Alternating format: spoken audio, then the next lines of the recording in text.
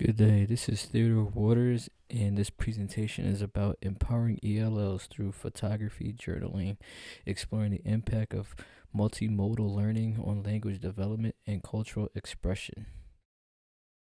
Empowering ELLs through photography journaling. This presentation synthesizes research on the use of multimodal photography journaling as a transformative tool for English language learners, or ELLs. It highlights how combining visual arts with language learning fosters the development of academic language, cultural expression, and enhanced classroom engagement. Photography journaling allows students to connect personal experiences with learning, encourage authentic use of language, and supporting their identities in the classroom. Research question and methodology. My action research question I posed was, how can iPad photography journaling support English language learners? This research explores language development, cultural expression, and classroom engagement through multimodal learning experience through language, culture, and engagement in the digital art classroom. Research focus. The action research question focuses on the impact of iPad photography journaling on English language learners' development in a digital art classroom setting. It sought to understand how such participation enhances language skills, cultural expression, and engagement among students. Methodology included a variety of techniques, including classroom observations, documented student interactions, student dialogues that provided insights into their experiences, field notes that capture real-time reflections on learning process, and integration of relevant course readings inform the research framework. I am a teacher at John B. Kelly Elementary School in Philadelphia. We are a K-5 urban public school. We have about 369 students enrolled in total. Half of those who see on a weekly basis, which stands around 186.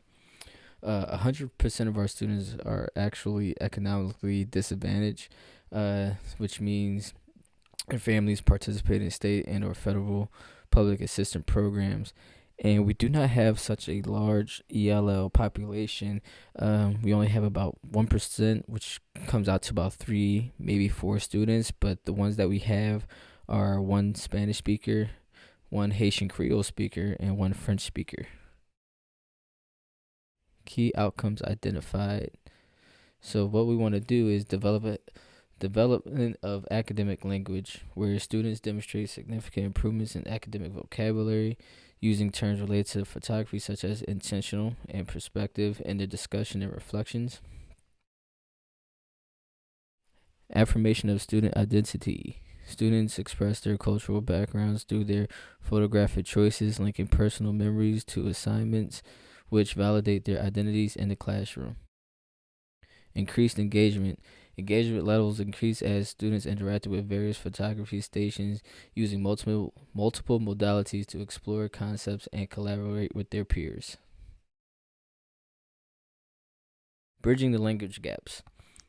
Fenner and Snyder highlighted sentence stems and visual supports as crucial scaffolds. Sentence stems are often used to jumpstart a student's thinking of the topic of the day or the lesson of the day. So the example I have is, I chose this angle because blank. So the student is to provide an expression using academic language, if possible, to finish the sentence.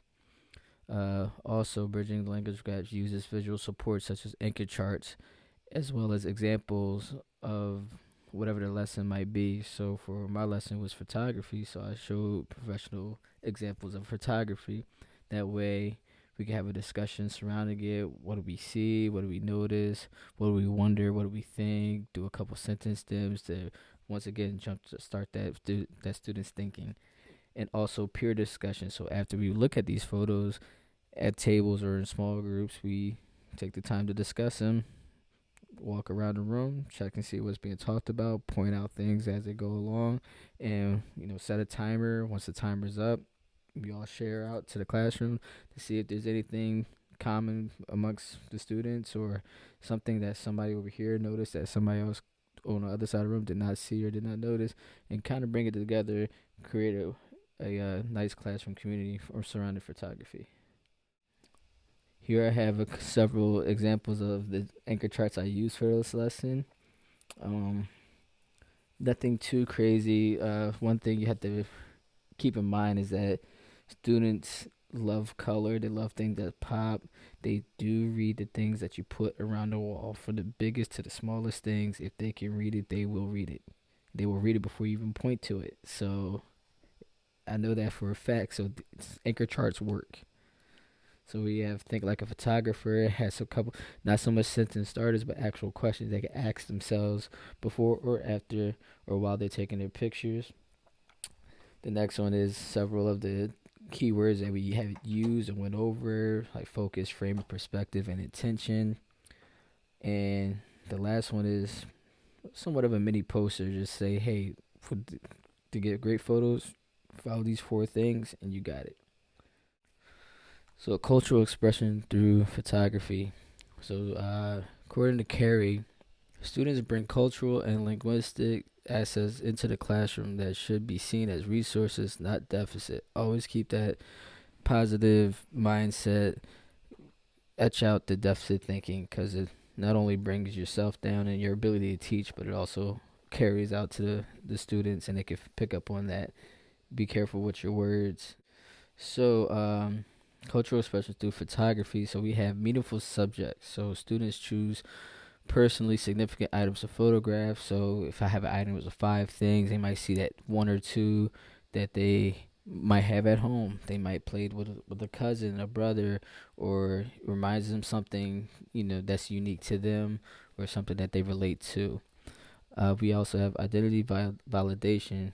So cultural references that's acknowledged and celebrated. So I could have something like a tapestry that I probably purchased from Mexico, and let's say I have a student who's a transfer, is possibly an ELL, comes and sees this blanket, like, oh my gosh, they might see it and can relate to it. They've seen this in their hometown, and it brings about that connection and boost their interest into seeing what I have to offer in my classroom through the lesson or the activities we have planned for the day. This also comes in handy with storytelling. So, like students are they're very outspoken about whatever goes on through their brains. They can make stories out of anything. So, once again, with photography, even having mannequins, if you have 2 or 3, they will create a whole scene, and it'll be a nice story behind it, and it will actually make sense. And all this comes to community building. Share the experience inside the classroom, creates connections between the students, not just between the students and teacher, but you really want them to build a community amongst themselves to sustain that. For multimodal learning in action. So what I've done in my classroom is we have station rotations. So students move throughout interactive stations with real-world objects. I had iPads, digital drawing pads, a collection of toys, several Lego sets, mannequins, and a lunchbox. And inside the lunchbox had things that you could use, to actually eat, and even a thing of ramen that the kids all connected with. We all know them as oodles and noodles. They loved it. So also we have digital tools. So we have iPads that provided immediate visual feedback and documentation. So just as they take the pictures, they could see it immediately. Students in the elementary school just love that instant gratification. Peer discussions. As the students were taking the photos, walking around the room, they reflected on their work with their classmates in the moment as well as after the moment. So you want them to get to talking and really make those connections with each other to say, hey, I thought of it this way. How did your picture come out? Oh, I chose this angle. Oh, I got close. Oh, I got kind of far. They can start to ask some questions, personal connections. So it was not hypothetical, but a personal and present, meaning as the students were creating and composing their photographs, you could tell that when they took their time with intent, that they made a personal connection with the objects that they were taking photos of. So several of them have taken great pictures of iPads and digital pads together, most likely is because they like my class to even think of taking a picture of the digital drawing pads, showing that they have love for it or they know of it and they want to see how we can use digital drawing pads and iPads together, or going to the station that has a lunch bag that has the oodles and noodles in it. Sometimes I get these students after lunch or before lunch. They look in there, they ask me, "Hey, can I have it? Can I eat it?" "Sorry, it's Mr. Waters. You cannot have it. Please do not open it because my lunch is right after this period. Please don't." And we laugh about it, of course. But these students make personal connection with all of the items that I have out there. And if it's not at that station or in that rotation at the time, no worries. They get their turn. So here we have a couple of examples of one, the ramen, two, the Pikachu character that somebody wanted to just get real up close and personal with it and just have it stand out on its own. And the picture on the right is uh review time after the rotation, but that green table was a rotation station. So at this point, we're all having a discussion about picking our favorite photograph and pretty much talking about it, doing a couple sentence stems. I chose this angle because, or what would I do differently next time? It would be. So the students really did have, they really wanted to share and they were really engaged that day. Initial vocabulary usage. So for the student that have did this research for, or the field work, we call student E. So at the beginning, they had basic descriptive language when discussing photography, often relying on simple terms and phrases. So discussing, a professional photographer's picture of a flower, they would just say, hey, what's clear? And it's like, oh, the flower, or what's not clear, the background. And then would you ask, what did the photographer leave out on purpose, or why did he phrase it or frame it that way? It's more so like because it looks good, or it looks bad, or sometimes it's I don't know.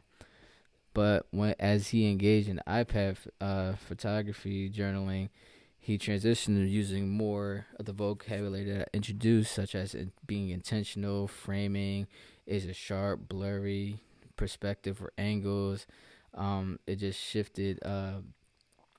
Using the hands-on test, and as he's going around the room, rotating and photographing, it was enhancing his language skills little by little, as he was using it not only for himself but in between conversations with his peers.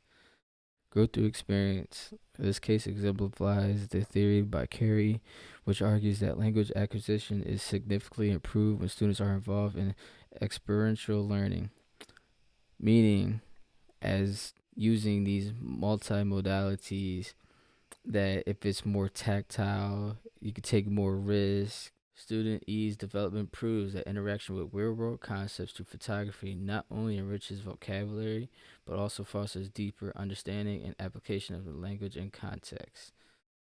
The essential role of scaffolding in language development. So what scaffolding does is bridges language gaps. So scaffolding tools such as sentence stems and visual supports effectively connect social language with academic language, enabling students to articulate their thoughts more clearly. These tools help demystify complex vocabulary and concepts, allowing English language learners to engage in academic discourse confidently. So having things like anchor charts, word walls, all help bridge that gap. And if you notice, if you have few ELLs who speak a specific language, it might be useful to look up those words and terms in their native language to bridge that gap. You also want to do is encourage critical reflection. So the use of sentence starters and the anchor charts, as I just stated, encourage students to make critical reflections on their work and choices. By providing structured language support, students not only communicate their artistic decision, but also deepen their understanding of the content, fostering a reflective learning environment. Next, we have cultural expression through personal narratives. Students were able to connect their photography assignments to personal memories, allowing them to express their cultural identities. This validation of their background was evident as they chose subject matter that held personal significance, thus affirming their unique choices in the classroom. So, as I stated before, had rotation stations. It was about 4 of them.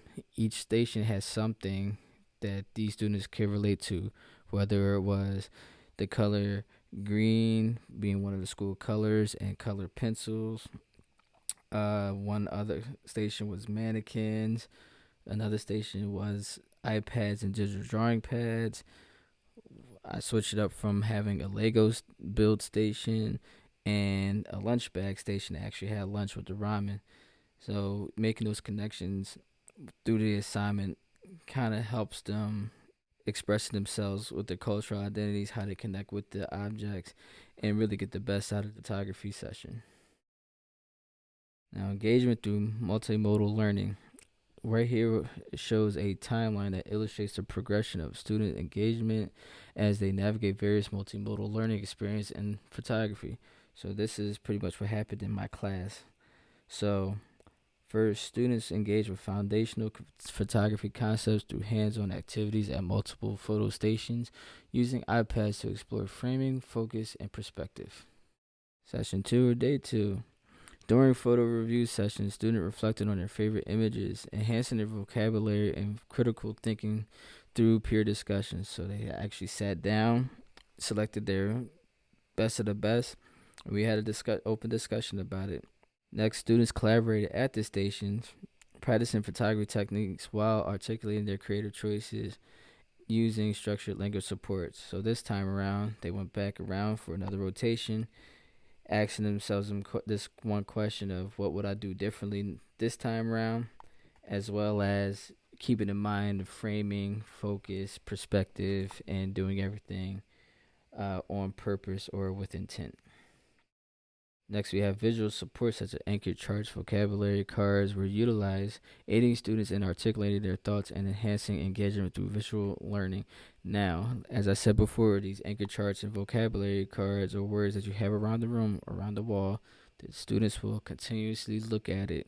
So as they're in the moment of the art making activity, they will glance over and ask themselves, hey, what was focus again? Hey, what was framing?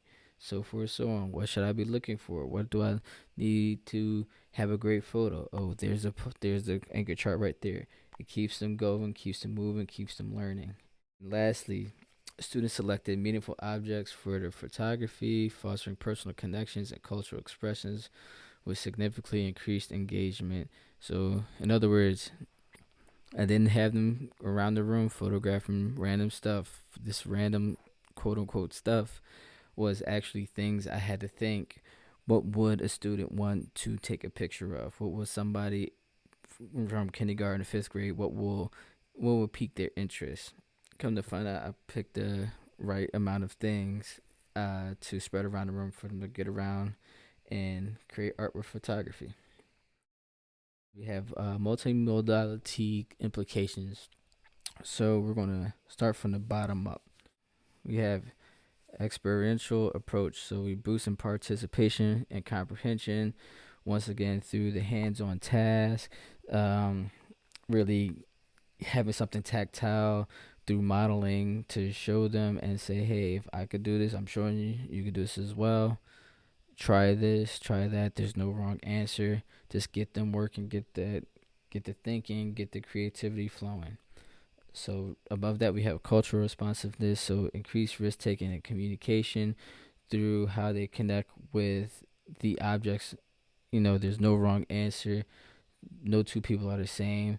So they will learn eventually that we could take a picture of the same thing, but it means something to me versus it means something to you. Also authenticates their learning, which is at the top. So language learned through meaningful doing.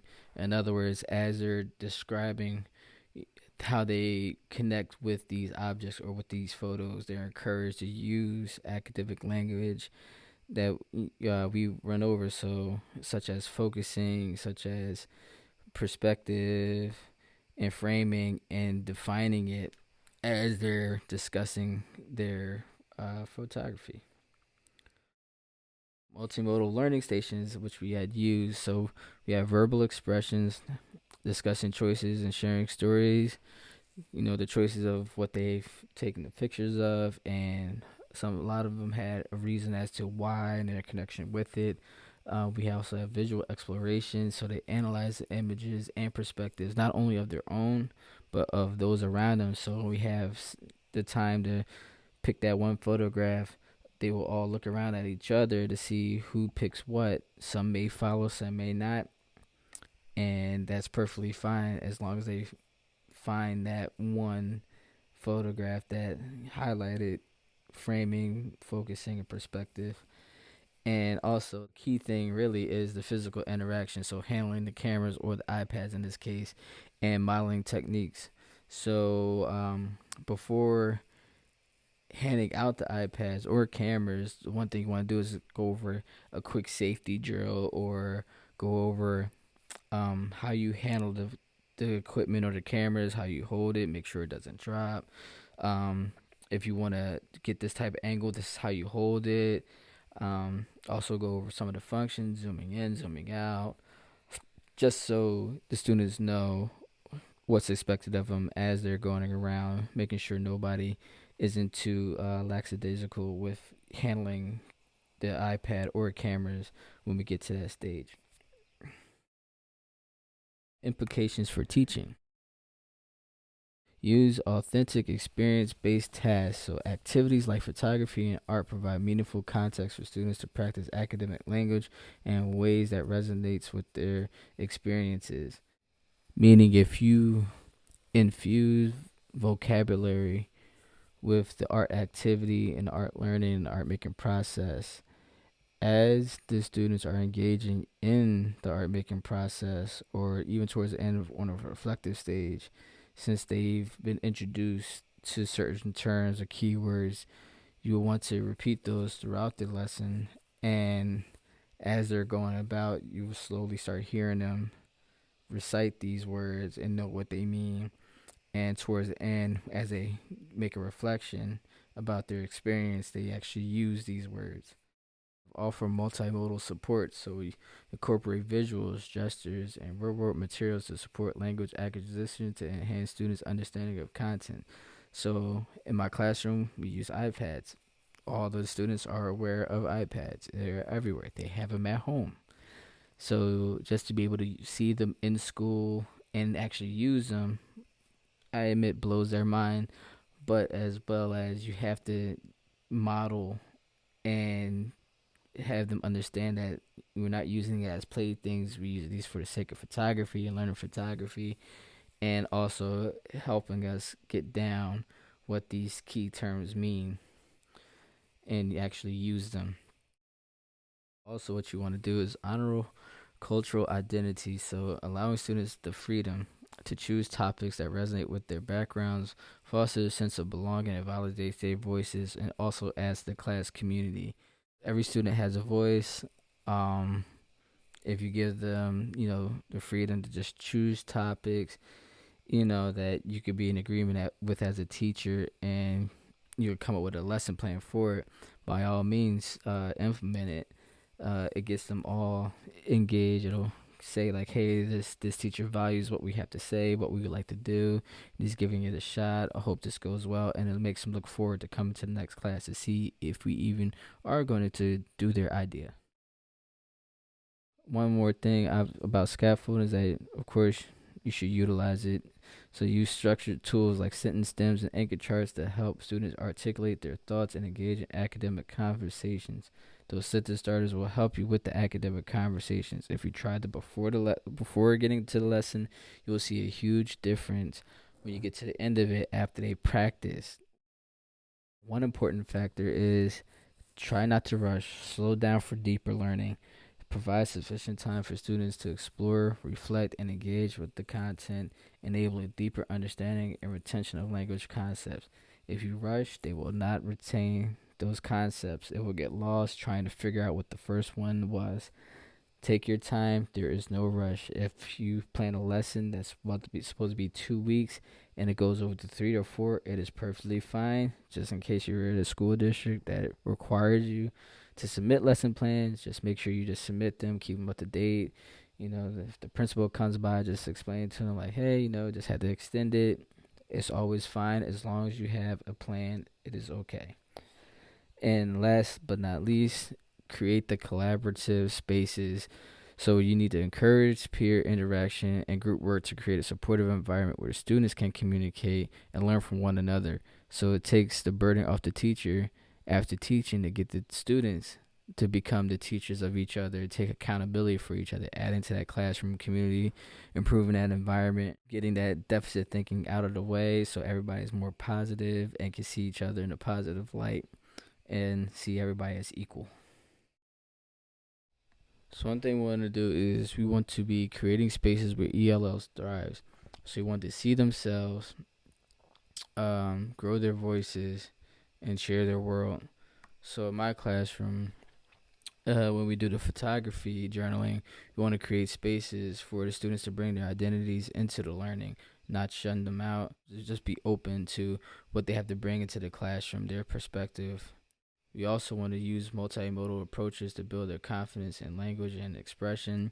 So, through gesturing, just showing that you're open to whatever it is they have to say or contribute to the classroom helps them with their confidence in speaking and communicating in English versus if they were to answer in their native language. It is perfectly fine.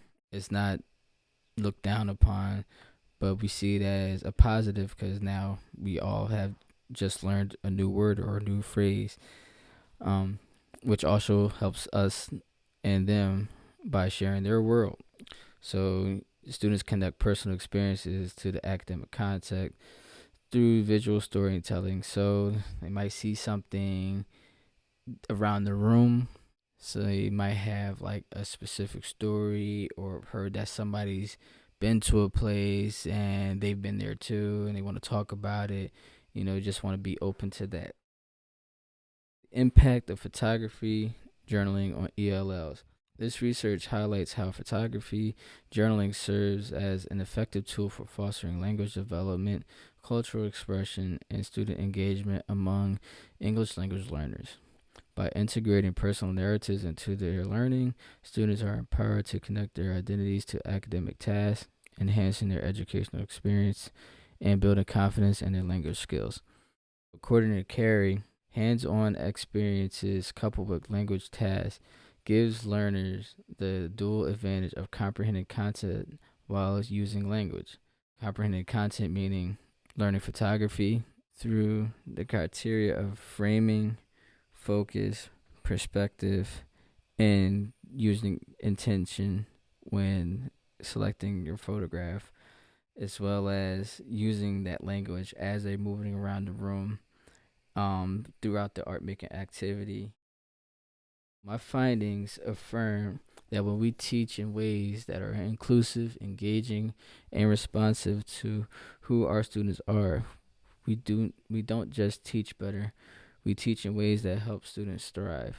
iPad photography journaling didn't just support language development, it created a learning space where English language learners could see themselves, grow their voices, and share their world with others through the art of photography.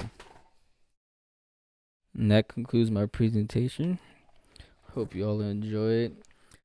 I would like to say thank you to you all for watching this presentation. I hope you all learned and enjoyed.